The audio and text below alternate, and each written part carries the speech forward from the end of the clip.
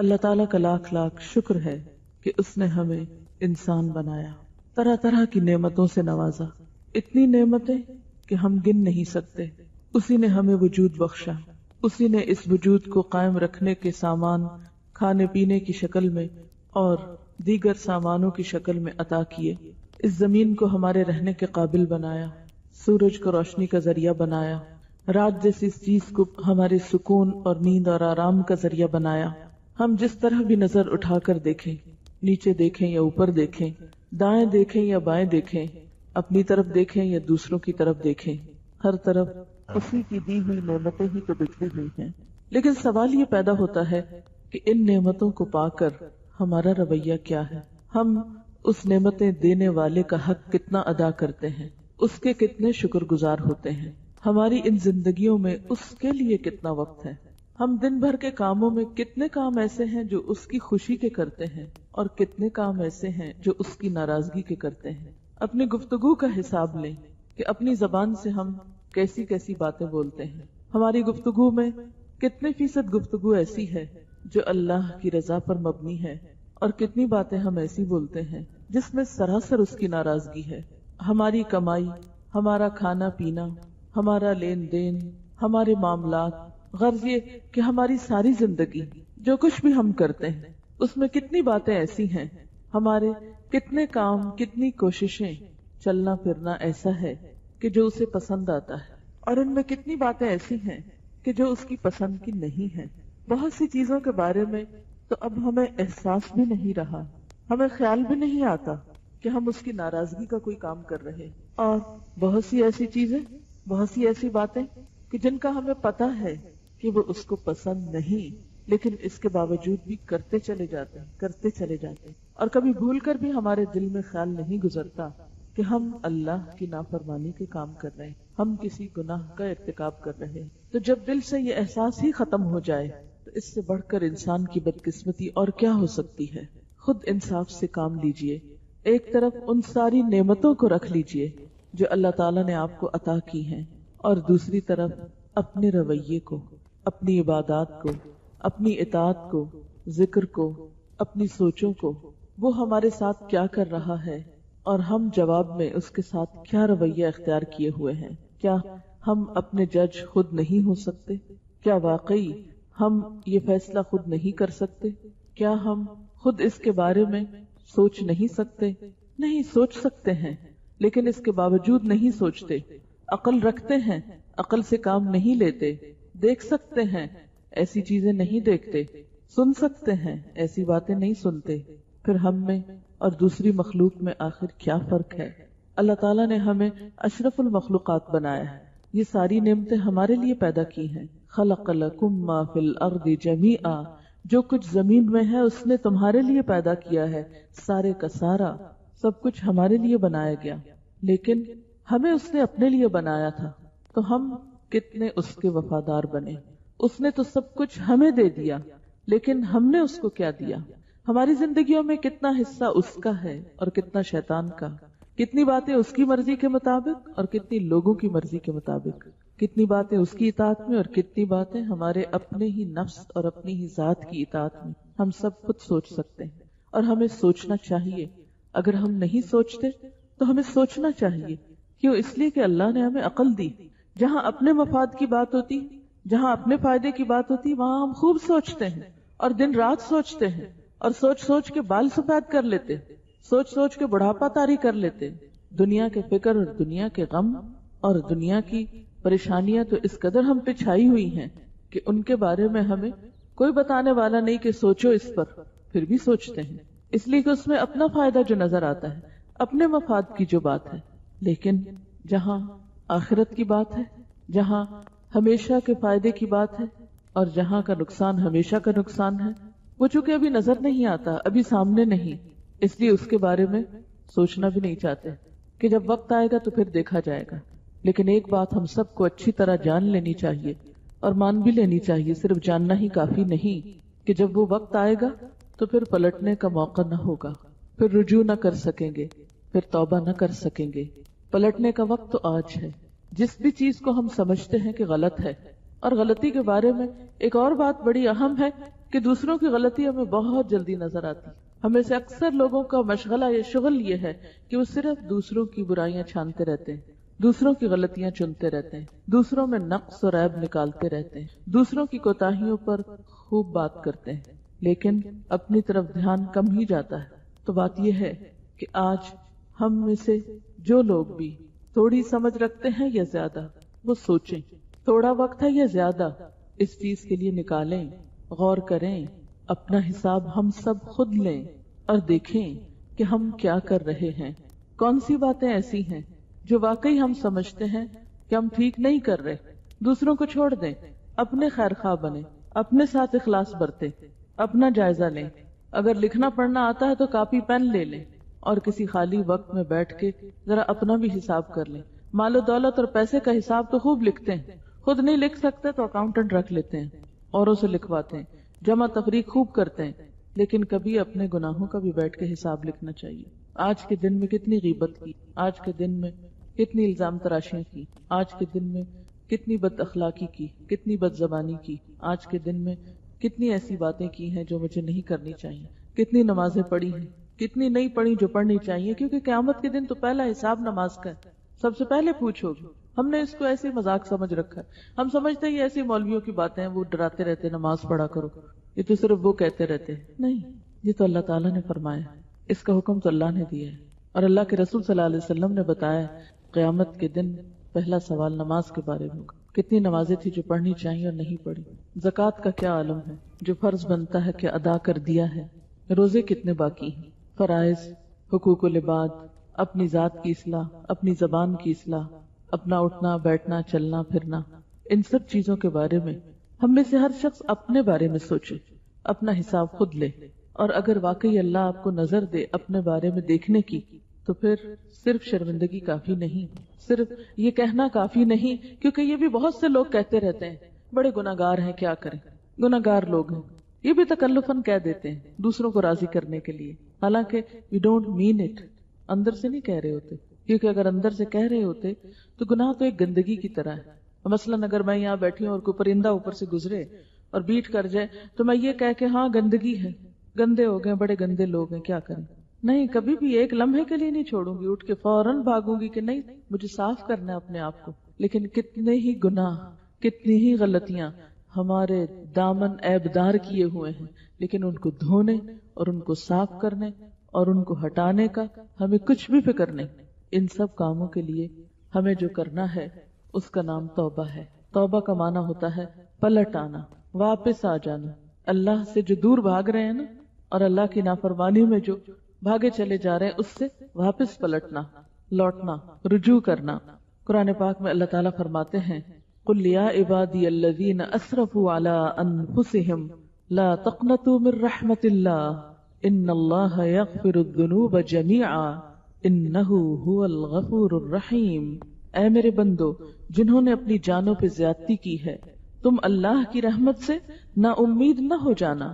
بالیقین اللہ تعالیٰ سارے گناہوں کو بخش دیتا ہے، یقیناً وہ بڑی بخشش اور بڑی رحمت والا ہے.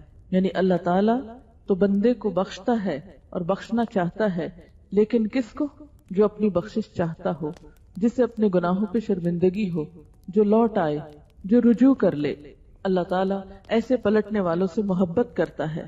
ان اللہ یحب التوابین ویحب المتطہرین. بے شک اللہ تعالیٰ توبہ کرنے والوں سے اور پاک صاف رہنے والوں سے محبت کرتا ہے. توبہ اندر کی صفائی ہے تو طہارت باہر کی صفائی ہے. اس کو وہ لوگ اچھے لگتے ہیں جو اندر باہر سے صاف ہوں. ہم عام طور پر لوگوں کو کہاں سے جج کرتے ہیں؟ صرف ان کے ظاہری حال حلیے سے، ان کے لباس کپڑے سے. اسی لیے جب ہم چاہتے ہیں کہ کسی کی نگاہوں میں ہماری قدر و قیمت ہو تو ہم اس کے سامنے اچھے سے اچھا لباس پہن کے جانے کی کوشش کرتے ہیں. ہمارا کوئی بھی اوکیزن ہو، کوئی شادی بیاہ ہو، کوئی منگنی ہو، کوئی کچھ ہو، کوئی ڈنر پارٹی ہو، کوئی چیز ہو، سب سے پہلے ہمیں کس چیز کا فکر ہوتا ہے؟ کوئی ہمیں دعوت پہ بلائے، پہلی پریشانی کیا لاحق ہوتی؟ ہم خواتین کو کیا پہن کے جائیں گے؟ وہ فلاں سوٹ پہنیں گے، وہ تو کئی دفعہ پہنا ہوا ہے، لوگ کیا کہیں گے؟ کس کے پاس بس یہی ایک کپڑا ہے. حالانکہ کتنی دفعہ ایسا ہوتا ہے کہ ہم کچھ پہن کے جاتے ہیں اور دوسروں کو نظر بھی کوئی نہیں آتا، ان کو یاد بھی نہیں ہوتا کہ کس نے کیا پہنا، پچھلی دفعہ کیا پہنا تھا اور اگلی دفعہ کیا پہنا. لیکن ہمیں فکر ہوتا ہے اپنا، کیونکہ لوگوں نے ہمیں ہمارے ظاہری حال سے پہچاننا ہے، اس لیے ہمارے سارا مال و دولت، ہمارا وقت، ہماری صلاحیتیں، ہماری ذہانت اور ٹیلنٹ، سب کچھ ہماری ظاہر کے سجانے پہ لگ جاتا ہے۔ لیکن اللہ تعالیٰ صرف ظاہری طور پر صاف ستھرے رہنے والوں سے ہی نہیں، پہلے توابین سے، یحب التوابین، جو اندر کی بھی فکر کرتے ہیں۔ جیسے دنیا میں کوئی دعوت پہ بلاتا ہے تو ہمیں کپڑوں کی فکر ہوتی ہے نا، ایسے ہی موت کا فرشتہ ہمیں آخرت کے لیے بلاتا ہے تو اس وقت ہمیں ایک ہی کپڑا پہننا ہے، سب کو سفید لباس، وہ سب کا ایک ہی جیسا ہوتا ہے۔ لیکن وہاں کیا دیکھا جائے گا کہ اندر کیا ہے، کیا اندر کی بھی پاکیزگی کا کوئی اہتمام ہے، کیا روح بھی دھلی ہوئی ہے، یا صرف جسمانی طور پر ہی نہلا کے بھیجا جا رہا ہے۔ کبھی آپ نے اس پر سوچا، کبھی اس پہ غور کیا کہ مردے کو نہلاتے کیوں ہیں؟ حالانکہ جانا تو اس نے مٹی میں ہے۔ عام طور پر ہم کیوں نہ آتے ہیں کہ مٹی لگ گئی ہے، بڑی گرد وغیرہ پڑی ہوئی، نہا لے۔ لیکن حیرت کی بات ہے نا، انسان جب فوت ہو جاتا ہے تو اس کو ڈالتے ہم مٹی میں ہیں، لیکن اس کے باوجود اس کو مل مل کے نہلاتے ہیں، دھلاتے ہیں، پھر صاف کپڑے پہناتے ہیں، پھر اس کو وہاں جا کے چھوڑ آتے ہیں۔ کیوں؟ یہ ایک سمبل ہے کہ انسان اللہ کی طرف واپس جا رہا ہے، اور اللہ تعالیٰ کو صفائی پسند ہے۔ اللہ تعالیٰ کو انسان کی طہارت مر کے بھی اور جیتے ہوئے پسند ہے۔ حالانکہ جانا مٹی میں ہے لیکن نہا دھو کے جانا ہے۔ تو جسم تو ہم دھو لیتے ہیں مردے کا، لیکن اس کی روح، وہ اس نے خود کتنی دھوئی، اور بعد میں کون اس کی بخشش کی دعائیں مانگتا ہے؟ اس دھلائی کے لیے کتنے لوگوں کو فکر ہے؟ اس وقت رشتہ دار کیا کرتے ہیں؟ وہ اس وقت کھانے پکانے کی فکر میں ہوتے ہیں، مہمانوں کو بٹھائیں کہاں، کون سا کھانا پکائیں، ایک پکائیں کہ دو دیگیں پکائیں، میٹھا پکائیں کہ نمکین پکائیں، اب تیسرے دن کل پہ کیا پکے گا، جمعرات پہ کیا پکے گا، 40ویں پہ کیا پکے گا۔ ہمیں تو اس وقت یہ فکر ستا رہی ہوتی، ہم کیا کھائیں گے اور باقی کیا کھائیں گے، اور بھول جاتے ہیں کہ ہمارا بھی انجام ایک دن وہی ہونے والا ہے۔ وہ ایک مہمان کو رخصت کر دیا بغیر کھلائے پلائے، اس کو آگے کھانوں کی ضرورت نہیں ہے، اسے آگے اب کسی اور چیز کی ضرورت ہے، لیکن ہم کسی اور چیز کی فکر میں پڑے ہوئے ہیں، کیونکہ ہمیں صرف ظاہری چیزیں نظر آتی ہیں، ہم اسی کی فکر کرتے رہتے ہیں۔ لیکن اللہ تعالیٰ کو کیا پسند ہے؟ ان اللہ یحب التوابین ویحب المتطہرین، اللہ تعالیٰ کو توبہ کرنے والے اور بہت زیادہ توبہ کرنے والے، تواب بہت زیادہ توبہ کرنے والے، بار بار پلٹنے والے۔ کتنی دفعہ پلٹنے والا؟ جتنی دفعہ غلطی ہو جائے، اور غلطی ہم سے کتنی دفعہ ہوتی؟ بے شمار دفعہ ہوتی۔ کیوں بار بار پلٹا جائے؟ تاکہ دل پہ بوجھ نہ رہ جائے۔ ہوتا یہ کہ انسان جب میلا ہوتا ہے نا، عام طور پر بھی ہمارا حال ہی ہوتا ہے نا، جب ہم میلے ہوتے ہیں ہم کہتے ہیں اچھا چلو جھاڑو بھی لگا لیں، وہ بھی لگے، پھر کہتے ہیں اچھا ڈسٹنگ بھی کر لیں، پھر کہتے ہیں سب کچھ کر لیں، ایک ہی دفعہ نہائیں گے، یعنی ایک گندگی کے اوپر دوسری، دوسری پہ تیسری۔ بالکل اسی طرح کیا ہوتا ہے کہ ہم روحانی اعتبار سے بھی ایک گناہ کر لیتے ہیں، پھر وہ دل پہ بوجھ ہوتا ہے، پھر کوئی اور سامنے آتا موقع وہ بھی کر لیتے ہیں، اچھا ایک ہی دفعہ حج کرنے جائیں گے، توبہ کرائیں گے، اور پھر گناہ پہ گناہ کرتے چلے جاتے ہیں حج کے انتظار میں۔ حج کس نے دیکھا؟ سب کہاں جا سکتے ہیں حج کو؟ سب تو نہیں جا سکتے، اور جا کے بھی کیا کرتے ہیں ہم وہاں؟ وہ کس قسم کا حج ہوتا ہے؟ یعنی صرف حج پہ جانا ہی تو کافی نہیں ہوتا، کیا وہاں سے چکر لگا کے آگے اور سب صاف ہو گیا؟ نہیں، وہاں جا کے بھی محنت کرنی پڑتی ہے۔ لیکن افسوس یہ کہ ہم تو وہاں جا کر بھی بازار سے فارغ نہیں ہوتے، ہماری تو جاتے ہوئی فکر یہ ہوتی ہے کہ پیچھے والوں کے لیے کیا لے کے جانا ہے، کس کے لیے کیا لے کے جانا ہے۔ دنوں ہم اسی کی پلاننگ کرتے رہتے ہیں، پہلے خریدنے کے لیے گھومتے رہتے ہیں، پھر لا کے پھر اس پریشانی میں رہتے ہیں اب کس کو کیا دیں، کس کو کیا دیں۔ نیکیاں تو معلوم نہیں کتنی جمع کر کے لاتے ہیں، لیکن دنیا کے سامان فکر سے جمع کرتے ہیں۔ ہم سب حج پہ جاتے ہوئے بھی سوچیں کہ کیا جتنی فکر ہمیں دنیا کا سامان لانے کی ہے حج پہ جا کے، اتنی فکر کوئی نیکیوں کے بنڈل اٹھا کے لانے کی بھی ہے، کہ توبہ استغفار کرنے کی بھی ہے۔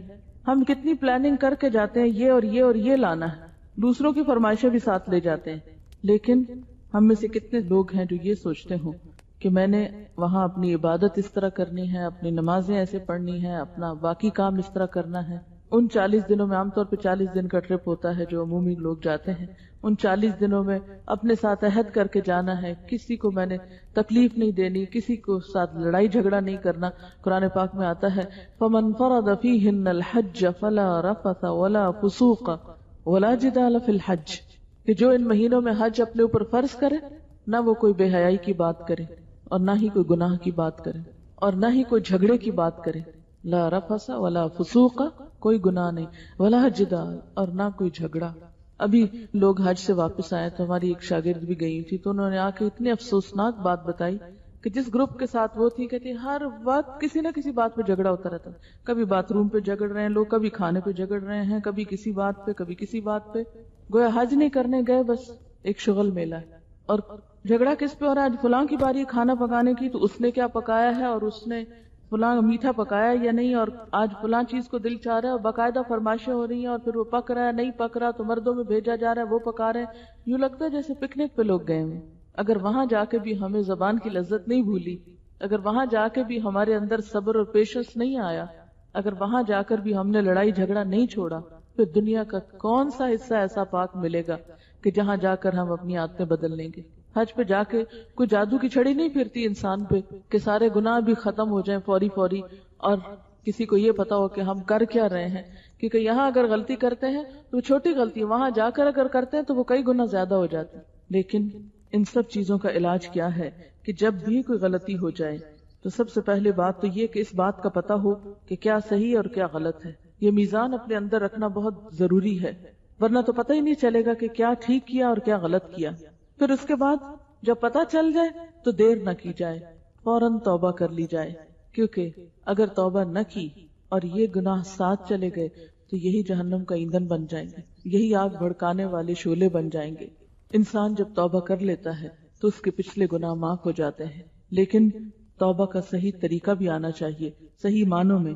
توبہ اس چیز کا نام نہیں ہے کہ انسان صرف زبان سے کہتا رہے میری توبہ میری توبہ توبہ توبہ، یہ نہیں توبہ ہوتی، یہ تو ایک محاورہ ہے جو ہم بولتے ہیں۔ اصل توبہ کیا ہے کہ جس میں واقعی انسان کے اندر ندامت ہو، گناہ کو چھوڑنے کا ارادہ ہو، اور اپنے گناہ پر روئے اور شرمندہ ہو اور کہے کہ اللہ تعالیٰ اب نہیں کرتا۔ پھر انسان بھول جاتا ہے، انسان پھر ہو جاتا ہے، لیکن اس کے باوجود ایک شرمندگی کی کیفیت جو ہے وہ باقی رہے۔ قرآن پاک میں اللہ تعالیٰ سارے مومنوں کو توبہ کا حکم دیتے ہیں، وَتُوبُوا إِلَى اللَّهِ جَمِيعًا أَيُّهَا الْمُؤْمِنُونَ لَعَلَّكُمْ تُفْلِحُونَ، اور توبہ کرو سارے مل کر اے مومنوں تاکہ تم فلاح پاؤ، کامیابی ہو تم کو۔ یعنی کوئی شخص یہ نہ کہے کہ میں نے تو کبھی گناہ کیا ہی نہیں، کیونکہ ہمیں غلطیاں دوسروں میں نظر آتی ہیں، اپنی کم ہی نظر آتی، تو کوئی یہ نہ سوچے کہ میں نے تو کوئی غلطی نہیں کی۔ عموماً شیطان ہمیں کیا سجھاتا ہے، غلطی ہو بھی جائے تو ہم دوسروں کو بلیم کرتے رہتے ہیں، ساری کوشش ساری محنت اس میں صرف کر دیتے ہیں کہ یہ دیکھیں کہ کون کون قصوروار ہے میری غلطی کا بھی، اس کے پیچھے اور کس کا ہاتھ ہے۔ اور یاد رکھیے توبہ کرنا انسان کے لیے دنیا میں بھی طرح طرح کی نعمتوں کا سبب بنتا ہے، اور گناہوں کا بوجھ اس دنیا میں بھی انسان کے لیے طرح طرح کی بلاؤں کا سبب بنتا ہے۔ قرآن پاک میں اللہ تعالیٰ فرماتے ہیں وَأَنِ اسْتَغْفِرُوا رَبَّكُمْ ثُمَّ تُوبُوا إِلَيْهِ يُمَتِّعْكُمْ مَتَاعًا حَسَنًا إِلَىٰ أَجَلٍ مُّسَمًّى، اور یہ کہ تم اپنے رب سے معافی چاہو اور اس کی طرف پلٹ آؤ تو وہ ایک مدت خاص تک تم کو اچھا سامان زندگی دے گا، اور ہر صاحب فضل کو اس کا فضل دے گا۔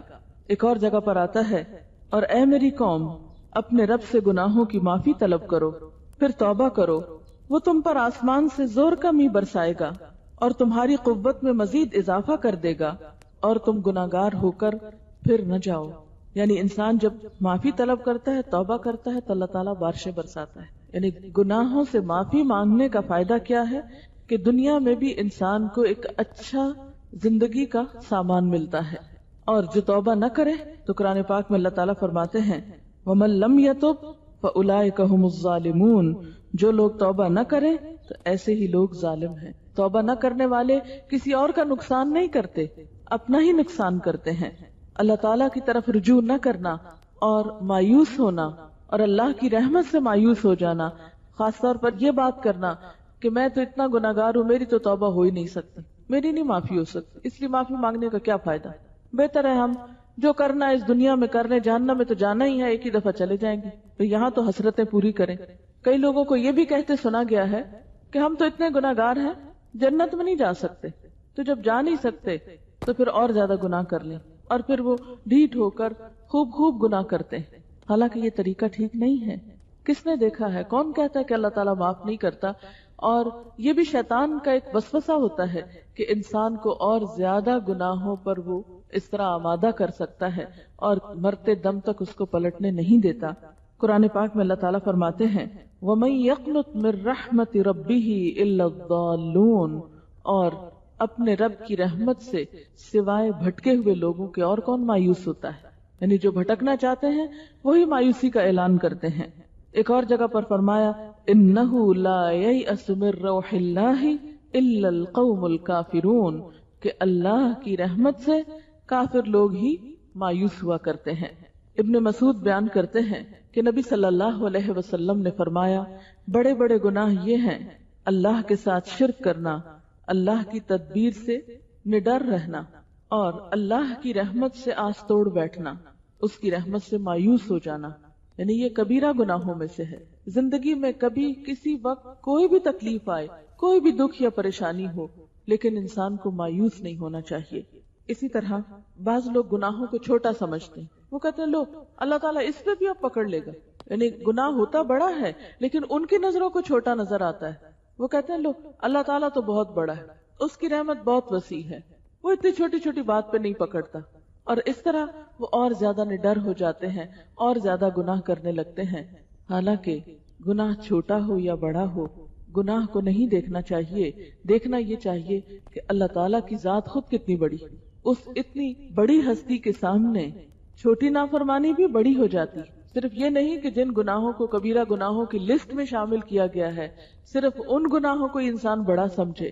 اللہ تعالیٰ کو ناراض کرنا اور اللہ تعالیٰ کی نافرمانی کے کام کرنا یہ کسی بندہ مومن کی جرت نہیں ہو سکتی۔ ہاں بھول چوک ہو سکتی ہے، ڈٹائی کے ساتھ اور نڈر ہو کے غلط کام نہیں وہ کر سکتا۔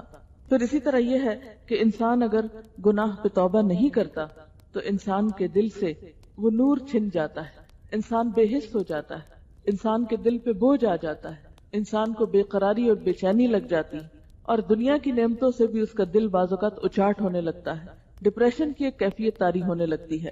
ابن قیم کہتے ہیں گناہوں کے نقصان میں کہ جو گناہ ہوتا ہے اس کی وجہ سے انسان علم سے محروم ہو جاتا ہے، دل بے چین ہو جاتا ہے، کاموں کا گراں بار ہو جانا ہوتا ہے، یعنی کوئی کام ہو کے نہیں دیتا۔ اسی طرح اطاعت سے محروم ہوتا ہے، یعنی اللہ تعالیٰ کی اطاعت کو دل نہیں چاہتا، زندگی سے برکت اٹھ جاتی ہے، نیکی کی توفیق میں کمی ہو جاتی، سینے میں گھٹن ہوتی، برائیاں جنم لینے لگتی، گناہوں کا عادی ہوتا ہے انسان۔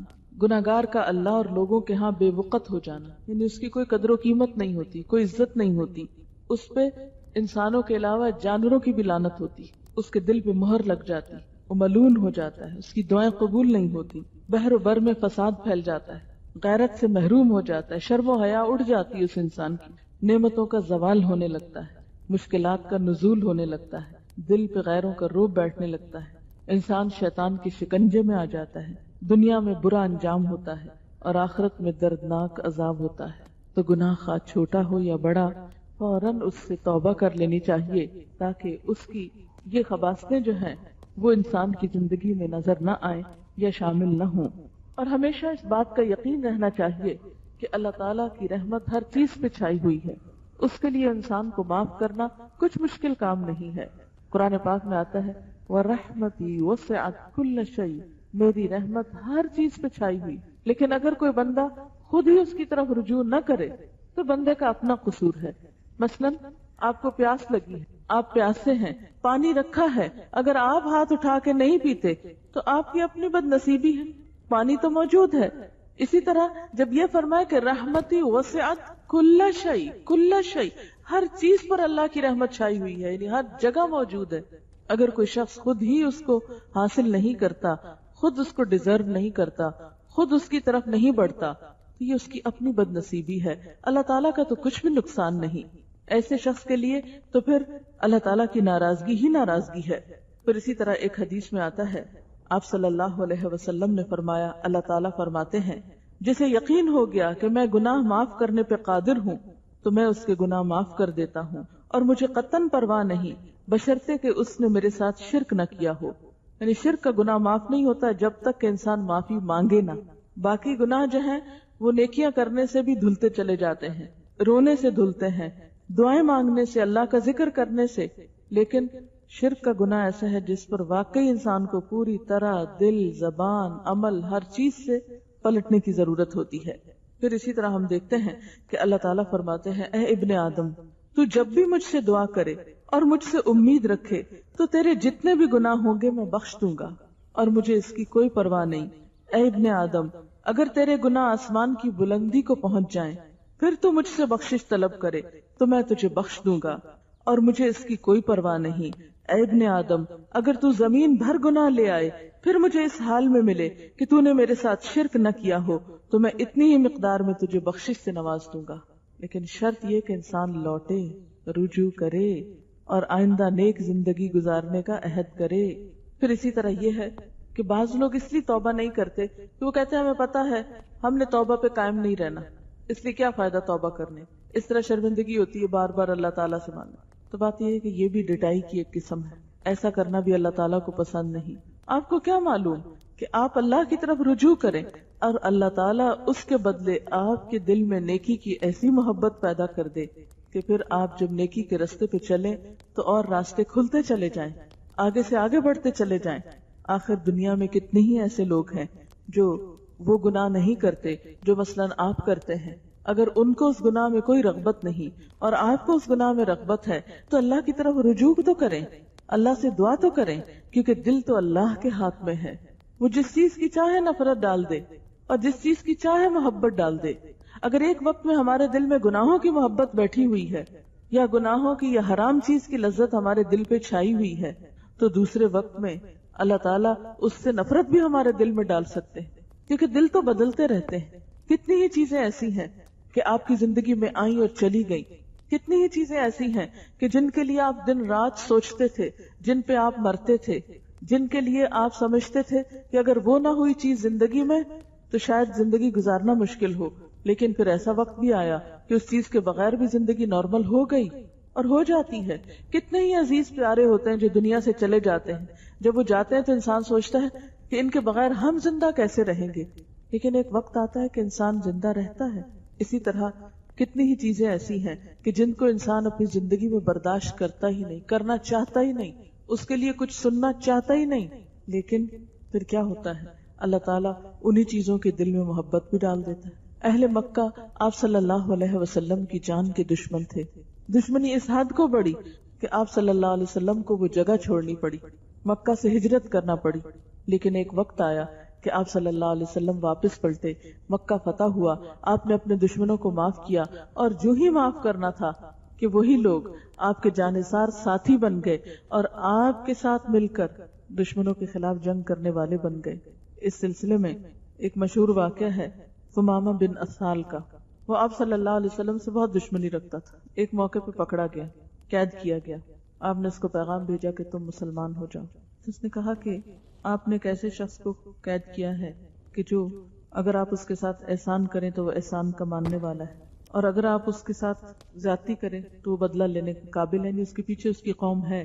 تو ایسے موقع پر آپ صلی اللہ علیہ وسلم نے اس کو معاف کر دیا، اور جو معاف کیا تو وہ شخص گیا نہا کر واپس آیا اور کہنے لگا کہ اللہ کے رسول صلی اللہ علیہ وسلم، اس سے پہلے کوئی شخص دنیا میں آپ سے بڑھ کر مجھے مبغوض نہ تھا، اور اب آپ سے بڑھ کر کوئی شخص مجھے محبوب نہیں۔ کس وجہ سے؟ کہ آپ نے اس کو معاف کر دیا تھا۔ تو اللہ تعالیٰ ان لوگوں کو معاف کر دیتے ہیں کہ جو دوسروں کو معاف کر دیتے ہیں، اور جب انسان اپنے دشمنوں کو معاف کرتا ہے تو ایسے موقع پر دشمن بھی دوست بن جاتے ہیں۔ اسی طرح جب انسان اللہ تعالیٰ سے معافی مانگتا ہے تو آج ایک وقت ایسا ہے کہ ایک انسان گناہوں میں ڈوبا ہوا ہے، اور کل دوسرے وقت میں جب وہ ان گناہوں سے پاک ہوتا ہے اللہ تعالیٰ معاف کر دیتے ہیں، تو اسی انسان کے دل میں نیکی کی ایک محبت پیدا ہو جاتی۔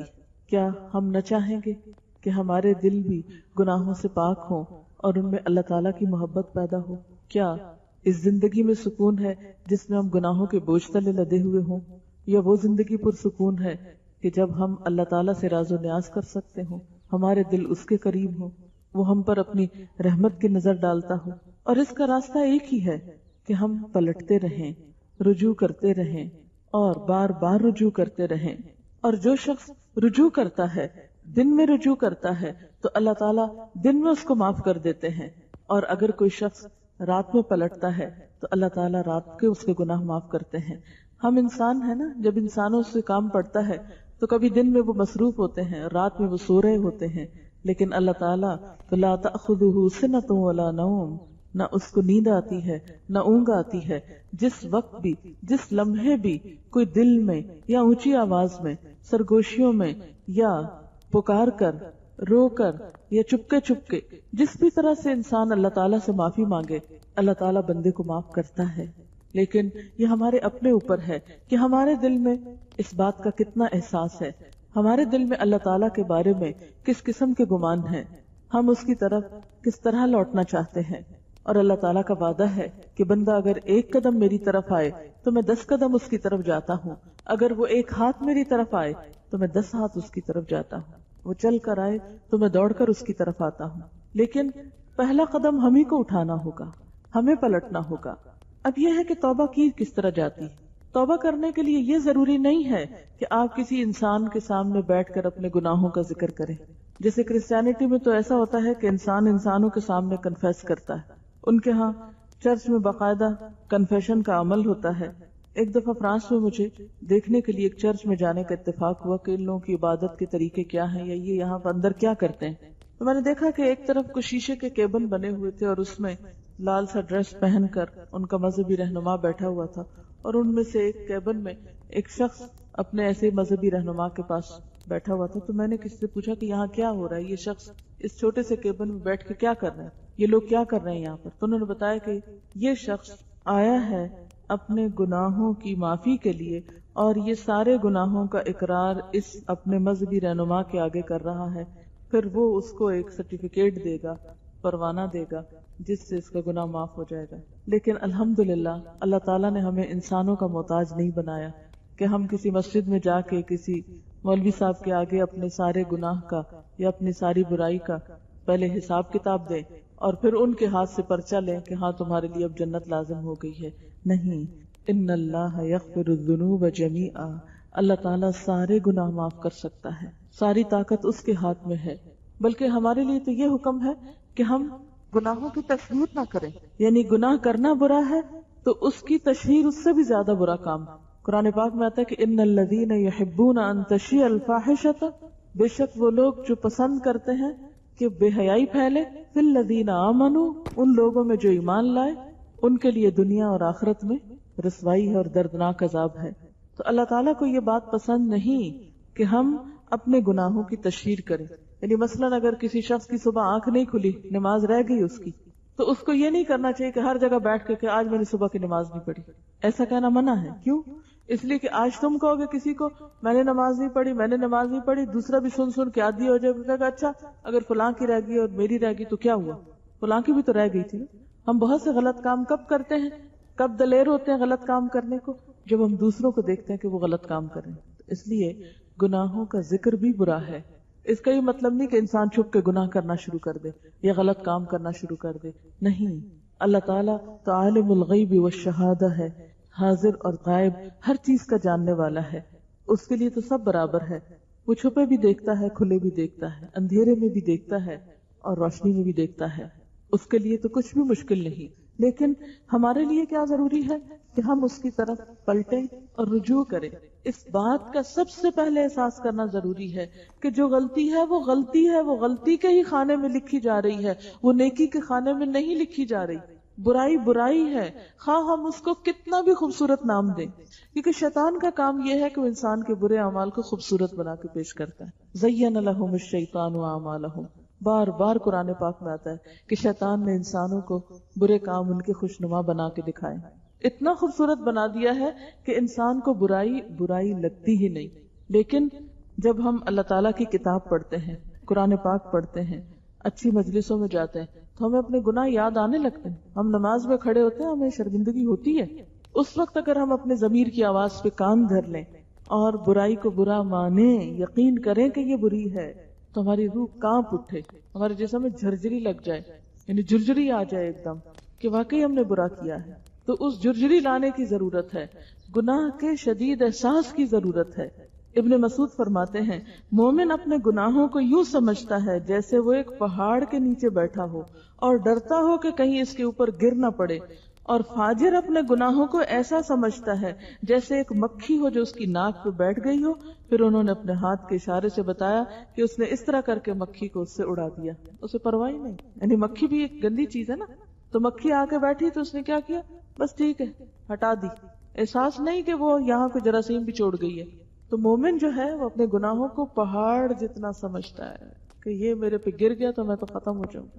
آج میں اور آپ دیکھیں کہ اپنے چھوٹے بڑے گناہوں کو کیا سمجھتے ہیں، پہاڑ سمجھتے ہیں یا مکھی سمجھتے ہیں. پھر اسی طرح دوسری بات اہم یہ ہے کہ انسان گناہ کے انجام پہ نظر رکھے، گناہ کے انجام پہ نظر رکھے.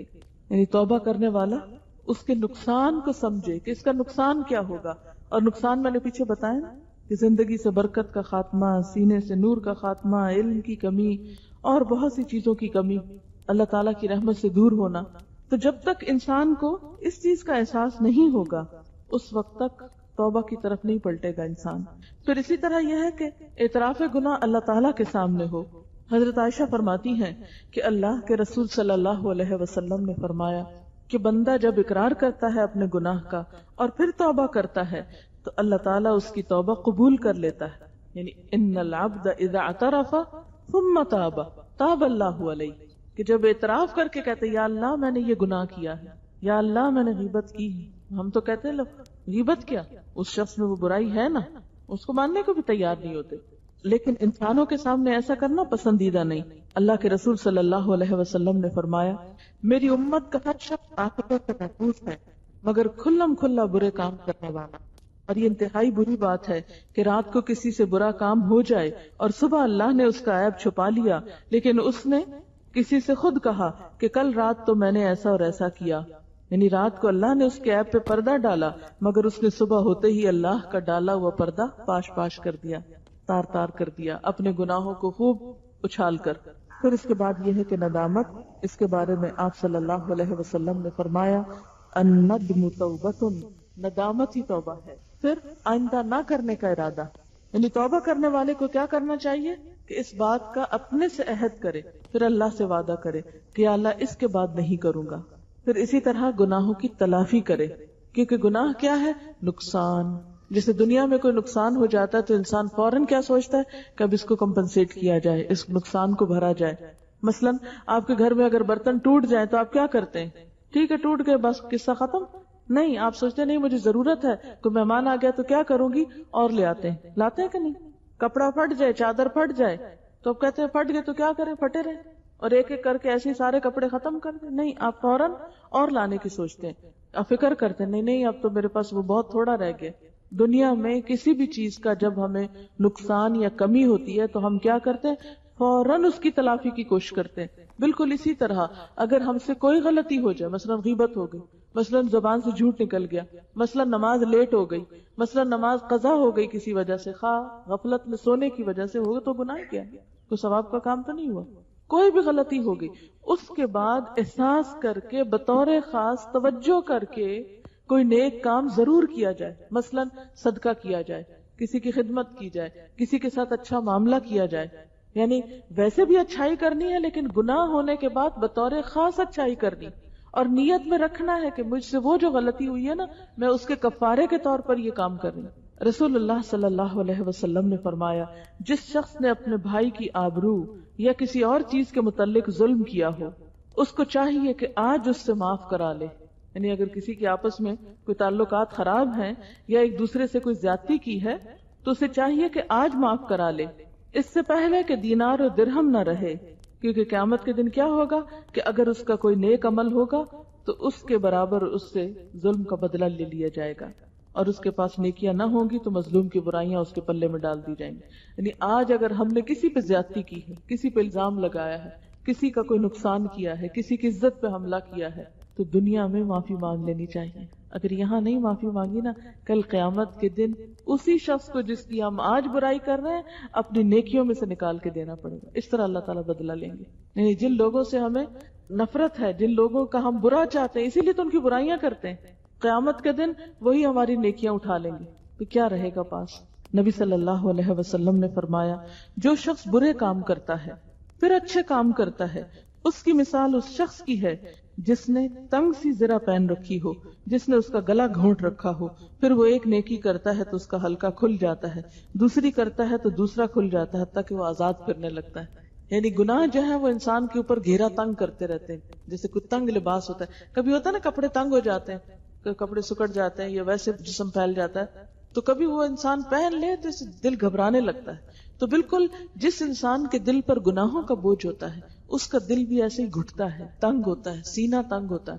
انسان جب معافی مانگتا ہے، توبہ کرتا ہے اور اس کی جگہ نیک کام کرتا ہے تو وہ ہلکے کھلنے لگتے تاکہ اس کا دل کھل جاتا ہے اور اس کے اندر ایک وسعت آ جاتی ہے، اس کے دل میں ایک چین اور سکون آ جاتا ہے. حضرت عبداللہ بن مسعود کہتے ہیں کہ ایک آدمی نبی صلی اللہ علیہ وسلم کے پاس آیا، کہنے لگا اے اللہ کے رسول صلی اللہ علیہ وسلم، مجھ سے ایک غلط کام ہوا، اب آپ میرے ساتھ جو چاہیں سلوک کریں. آپ صلی اللہ علیہ وسلم نے اسے کچھ نہ کہا. جب وہ جانے لگا تو حضرت عمر نے اسے کہا کہ اللہ نے اس کا پردہ رکھا تھا اور اس شخص نے اپنا پردہ توڑ دیا. آپ نے فرمایا اسے میرے پاس بلاؤ. صحابہ کرام اسے بلا لائے تو آپ نے اسے یہ آیت پڑھ کے سنائی، وَأَقِمِ الصَّلَاةَ طَرَفَيِ النَّهَارِ وَزُلَفًا مِّنَ اللَّيْلِ إِنَّ الْحَسَنَاتِ يُذْهِبْنَ السَّيِّئَاتِ ذَلِكَ ذِكْرَىٰ لِلذَّاكِرِينَ. دن کے دونوں سروں اور رات کی چند ساعات میں نماز ادا کیا کرو، بلا شبہ نیکیاں گناہوں کو دور کر دیتی ہیں، یہ ان کے لیے نصیحت ہے جو نصیحت قبول کرتے ہیں. بس حضرت معاذ نے عرض کیا اے اللہ کے رسول صلی اللہ علیہ وسلم، کیا یہ بات صرف اس کے لیے ہے یا سب لوگوں کے لیے؟ آپ نے فرمایا بل للناس کافۃ، بلکہ سب لوگوں کے لیے. یعنی اگر کسی سے کوئی غلط کام ہو جائے تو بجائے اس کے کہ لوگوں کے سامنے جا کے تذکرہ کرے، نماز پڑھے. اسی لیے توبہ کے لیے پھر کیا کرنا چاہیے؟ صدقہ خیرات کرنا چاہیے، صلاۃ توبہ پڑھنی چاہیے. صلاۃ توبہ کا مطلب کیا ہے؟ 2 نفل پڑھ کے انسان رو کر اللہ تعالیٰ سے توبہ کی دعا کرے. پھر اسی طرح انسان اگر اس کے پاس مال نہیں یا وہ بیمار ہے اور نماز زیادہ نہیں پڑھ سکتا تو پھر زبان سے کثرت سے استغفار پڑھتا رہے. استغفر اللہ ربی من کل ذنب واتوب الیہ، استغفر اللہ الذی لا الہ الا هو الحی القیوم واتوب الیہ. سید الاستغفار پڑھنا چاہیے. سید الاستغفار کیا ہے؟ آپ صلی اللہ علیہ وسلم نے فرمایا کہ جو شخص صبح کے وقت یہ دعا پڑھے، اللہم انت ربی لا الہ الا انت خلقتنی وانا عبدک وانا علی عہدک ووعدک ما استطعت اعوذ بک من شر ما صنعت ابوء لک بنعمتک علی وابوء بذنبی فاغفر لی فانہ لا یغفر الذنوب الا انت. جو شخص یہ دعا پڑھے صبح کے وقت، اگر اس دن میں فوت ہو جائے تو اس کا ٹھکانہ جنت ہے. اور اسی طرح اگر کوئی شخص شام کے وقت یہ دعا پڑھے اور رات کو فوت ہو جائے تو وہ شخص بھی جنت میں داخل ہوگا. تو اس سے کیا پتہ چلتا ہے کہ انسان کو کثرت سے توبہ استغفار زبان سے بھی کہتے رہنا چاہیے. مسنون اذکار جو ہیں اس میں نبی صلی اللہ علیہ وسلم جو استغفار پڑھتے تھے اسے پڑھنا چاہیے، کیونکہ استغفار پڑھنے سے نہ صرف یہ کہ گناہوں کی بخشش ہوتی ہے بلکہ دنیا میں انسان کے لیے نعمتوں کے دروازے کھل جاتے ہیں. حضرت نوح علیہ السلام نے اپنی قوم سے کہا تھا کہ تم اپنے رب سے معافی چاہو، اللہ تعالیٰ تمہیں مال اور بیٹوں سے مدد کرے گا، یعنی مال اور بیٹوں سے نوازے گا اور تمہارے لیے بارشیں برسائے گا، تمہارے لیے باغات پیدا کرے گا.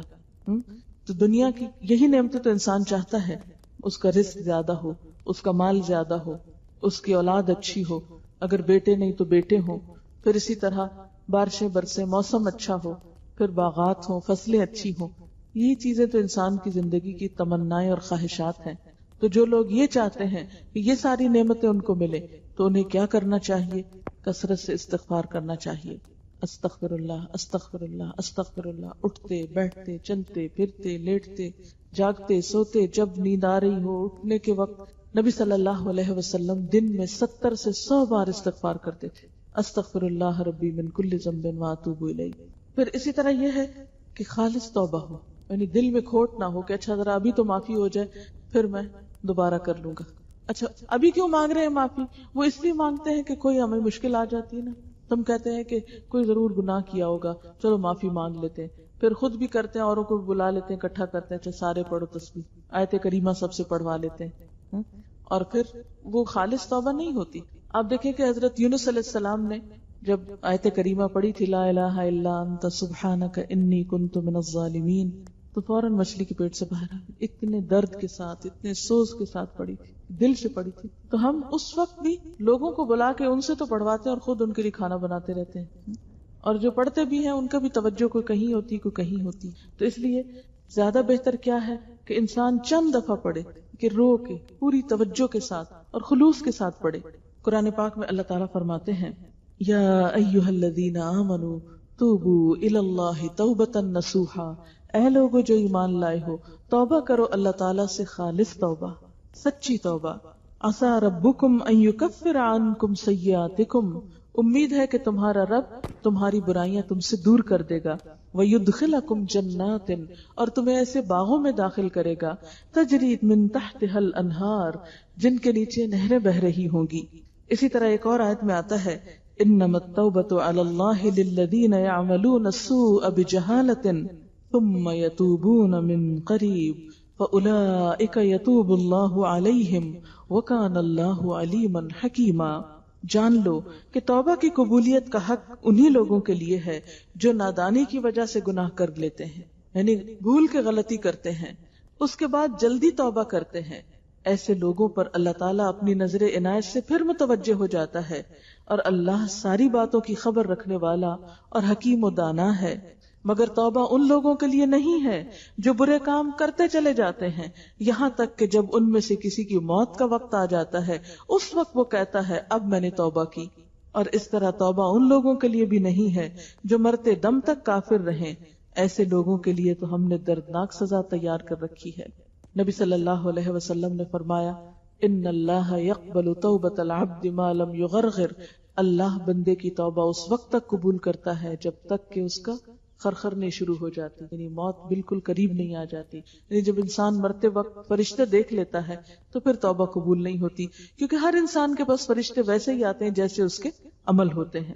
نبی صلی اللہ علیہ وسلم نے فرمایا جو شخص استغفار کی پابندی کرے گا اللہ تعالیٰ اس کے لیے ہر تنگی سے نکلنے کا راستہ بنا دے.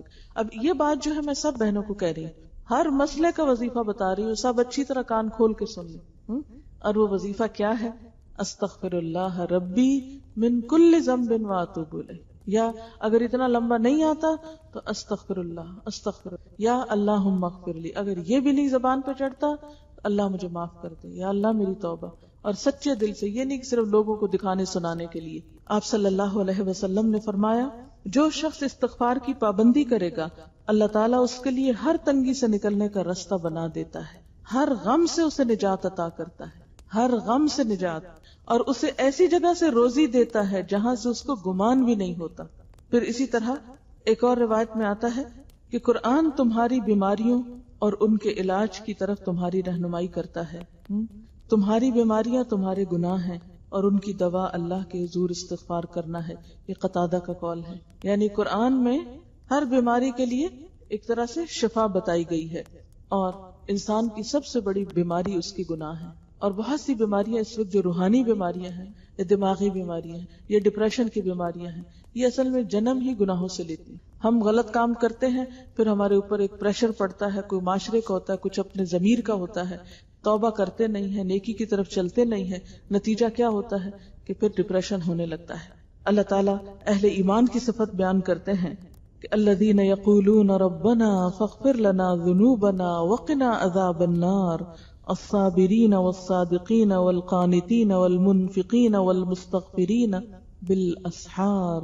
وہ لوگ جو کہتے ہیں اے ہمارے رب ہمارے گناہوں کو بخش دے اور ہمیں آگ کے عذاب سے بچا لے، جو صبر کرنے والے ہیں، سچ بولنے والے ہیں، اطاعت کرنے والے ہیں، اللہ کی راہ میں خرچ کرنے والے ہیں، اور سحری کے وقت استغفار کرنے والے. تو گویا سحری کے وقت یعنی تہجد کے وقت کی جو دعائیں ہیں وہ خاص طور پر انسان کی بخشش کا ذریعہ بنتی ہیں. یعنی دن میں کسی وقت بھی استغفار پڑھ سکتے ہیں، لیکن خاص مصیبتوں اور خاص پریشانیوں میں تہجد کی پابندی کے ساتھ استغفار کریں. انشاءاللہ تعالی اللہ تعالیٰ آسانی فرمائیں گے. لقمان نے ایک مرتبہ اپنے بیٹے کو نصیحت کی، کہا اے میرے بیٹے اپنے زبان کو اللہم اغفر لی کہنے کی عادت ڈال لو. یعنی اپنے اندر عادت ہی ڈال لو، اللہم اغفر لی، یا اللہ مجھے بخش دے، یا اللہ معاف کر. یعنی اٹھتے بیٹھتے چھوٹی سی بات بھی ہو نا، دل پہ آئے فوراً کہ یا اللہ تو معاف کر دے. دیر نہ لگائے انسان، انتظار نہ کرے اچھا نماز ہوگی تو پھر معافی مانگوں گا، اچھا رمضان آئے گا تو معافی مانگ لیں گے، اچھا حج پہ جائیں گے تو معافی مانگ لیں گے. نہیں، ابھی اسی وقت. اسی طرح حسن بصری کہتے ہیں کہ کثرت سے استغفار کرو، اپنے گھروں میں، اپنے دسترخوانوں پر، اپنی سڑکوں اور بازاروں میں، اپنی ملاقاتوں میں، جہاں کہیں بھی تم ہو، پتہ نہیں کس وقت اللہ تعالیٰ بخشش کی دعا سن لے. یعنی کوئی موقع نہ جانے دو. استغفار کے لیے ضروری نہیں کہ مصلی بچھا کر ہی استغفار کی جائے، اٹھتے بیٹھتے چلتے پھرتے جہاں خیال آ جائے جہاں ذہن میں آ جائے کہ میں غلط کار ہوں، جہاں اپنی غلطی کا احساس ہو جائے، ساتھ ہی دعا انسان مانگ لے. اور قرآن پاک میں بہت ساری دعائیں ہیں جو استغفار کے ذکر میں آتی ہیں، اور سجدے اور رکوع میں مانگنے والی جو دعائیں ہیں ان میں بھی استغفار ہے. یعنی سب سے بہترین دعا سجدے کی دعا ہوتی ہے، جب انسان اللہ تعالیٰ کے بہت قریب ہوتا ہے. اس وقت کیا دعا مانگنی چاہیے جو نبی صلی اللہ علیہ وسلم نے سکھائی ہے؟ سبحانک اللہم ربنا و بحمدک اللہم اغفر لی، رکوع میں بھی اور سجدے میں بھی. اسی طرح دو سجدوں کے بیچ میں بھی اللہم اغفر لی وارحمنی واجبرنی وارفعنی واہدنی وعافنی وارزقنی. یعنی نماز کے اندر جو دعائیں مانگی جاتی ہیں وہ اور زیادہ قبول ہوتی ہیں. پھر اسی طرح قرآن پاک پڑھنے کے بعد، تلاوت کے بعد دعائیں قبول ہوتی ہیں. یعنی جو بھی قبولیت کے اوقات ہیں ان سب میں انسان اللہ تعالیٰ سے دعا کرتا رہے. نبی صلی اللہ علیہ وسلم نے فرمایا جو شخص مغرب کی طرف سے سورج طلوع ہونے سے پہلے توبہ کر لے اللہ اس کی توبہ قبول کر لیتا ہے. اسی طرح آپ صلی اللہ علیہ وسلم نے فرمایا شیطان نے اپنے پروردگار سے عرض کیا قسم ہے تیری عزت کی اے پروردگار میں ہمیشہ تیرے بندوں کو گمراہ کرتا رہوں گا جب تک ان کی روحیں ان کے جسم میں، یعنی جب تک زندہ ہے میں غلطیاں کراؤں گا ان سے. تو اللہ تعالیٰ نے فرمایا قسم ہے مجھ کو اپنی عزت و جلال کی اور اپنے بلند مرتبے کی، جب تک میرے بندے مجھ سے بخشش مانگتے رہیں گے میں بھی ان کو بخشتا رہوں گا. تو اس لیے بخشش مانگنے میں دیر نہیں کرنی چاہیے، کیونکہ پتہ نہیں موت کب آ جائے. دعا کر لیتے اللہم صلی علی محمد وعلی آل محمد کما صلیت علی ابراہیم وعلى آل إبراهيم إنك حميد مجيد. اللهم بارك على محمد وعلى آل محمد كما باركت على إبراهيم وعلى آل إبراهيم إنك حميد مجيد. ربنا آتنا في الدنيا حسنة وفي الآخرة حسنة وقنا عذاب النار. ربنا لا تزغ قلوبنا بعد إذ هديتنا وهب لنا من لدنك رحمة انک انت الوہاب. ربنا ہب لنا من ازواجنا وذریاتنا قرۃ اعین واجعلنا للمتقین اماما. ربنا لا تؤاخذنا ان نسینا او اخطأنا. ربنا ولا تحمل علينا اسرا كما حملته على الذين من قبلنا. ربنا ولا تحملنا ما لا طاقة لنا به واعف عنا واغفر لنا وارحمنا انت مولانا فانصرنا على القوم الكافرين. ربنا اغفر لنا ولاخواننا الذين سبقونا بالايمان ولا تجعل في قلوبنا غلا للذين آمنوا. ربنا اغفر لنا ذنوبنا واسرافنا في امرنا وثبت اقدامنا وانصرنا على القوم الكافرين. یا حی یا قیوم برحمتک نستغیث. اللہم انفعنا بما علمتنا وعلمنا ما ينفعنا وزدنا علما. اللہم اکفنا بحلالک عن حرامک واغننا بفضلک عمن سواک. لا الہ الا انت سبحانک انی کنت من الظالمین. لا حول ولا قوة الا باللہ العلی العظیم. یا اللہ پاک جو کچھ بھی ہم نے پڑھا ہے اپنی رحمت سے قبول فرما. جو بات آپ کی مرضی کے مطابق منہ سے نکلی ہو تو ہمیں اس پر عمل کی توفیق عطا فرما. اگر کہیں بھول چوک سے کوئی ایسی بات زبان سے نکلی ہو جو آپ کو پسند نہ آئی ہو تو ہم سب کو اس سے دور کر دے اور ہمیں بخش دے. ہمیں اپنا قرب عطا کر اپنے رستے پہ چلا. یا اللہ تو ہم سب کو ہدایت عطا فرما، نیکیوں پر استقامت عطا فرما. ہمیں نیکیوں کا شوق عطا کر دے، ہمارے لیے نیکیوں کے کرنے کے رستے آسان کر دے. ہماری بھول چوک اور ہماری غلطیوں کو معاف کر دے. یا اللہ ہمیں ہماری غلطیوں کا احساس دلا دے، ہمیں اپنی غلطیوں کے اعتراف کی توفیق دے، ہمیں اپنی اصلاح کی توفیق دے. یا اللہ ہمارے بچوں کو ہماری آنکھوں کی ٹھنڈک بنا. یا رب العالمین انہیں دنیا اور آخرت کی بہترین بھلائیاں عطا فرما. ہمارے والدین پر اپنی رحمت فرما. یا اللہ ہمارے شوہروں کو ہماری آنکھوں کی ٹھنڈک بنا. یا اللہ ہمارے گھرانوں میں سکون پیدا کر دے. یا رب العالمین ہمارے خاندانوں میں آپس کی محبت اور اتفاق پیدا کر دے. یا رب العالمین پاکستان کے سارے مسلمانوں کو باہم جوڑ دے. یا اللہ ہمیں قرآن و سنت پر عمل کی توفیق عطا فرما. یا رب العالمین ہمارے اگلے پچھلے گناہوں کو معاف کر دے. یا اللہ ہمیں استغفار کی پابندی کی توفیق عطا فرما. یا اللہ ہمیں اپنی طرف رجوع کرنے والا بنا دے. یا رب العالمین جتنی بھی بہنیں یہاں آئی ہیں، ان کے دلوں میں جو دعائیں ہیں، جو ان کے مسائل ہیں یا جو ان کی پریشانیاں ہیں، یا اللہ تو اپنی رحمت سے سب کے دکھ پریشانیاں دور فرما. یا اللہ سب کی مشکلات آسان فرما. یا اللہ جو ہمارے عزیز رشتہ دار دوست دنیا سے جا چکے ہیں ان کی بخشش فرما. یا اللہ ہم بھی ان کے پیچھے جانے والے ہیں، ہم سب پر بھی اپنی رحمت فرما. ربنا تقبل منا انك انت السميع العليم وتب علينا انك انت التواب الرحيم. وصلى الله تعالى على خير خلقه محمد وعلى آله واصحابه واهل بيته اجمعين برحمتك يا ارحم الراحمين